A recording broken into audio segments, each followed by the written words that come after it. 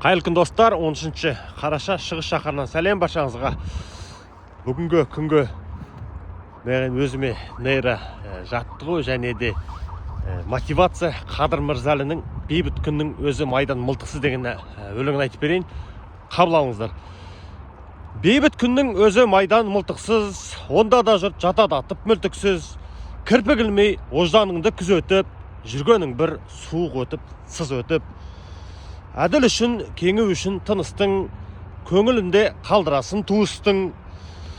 Қорғаймын деп ел жұртыңның намысын, ұлғайтасың, қызғайтасың тағысын. Жалғандықтың жағасына жармасып, жауыздықты аратынан дарғасып, арамдықты, зұлымдықты індету, азаматтық жауынгерлік міндетің. Бейбіт күннің өзі майдан мылтықсыз, онда да жұрт жатады атып мүлтіксіз. Ал әділет, ар ақиқат ішінде, түскен таңба сыртыңда емес ішіңде дейді. Қалай керемет айтылған достар, міне сондықтан ішімізге түскен таңбаны шығару үшін, эмоцияны шығару үшін суға түсу керек. Тамаша қазір.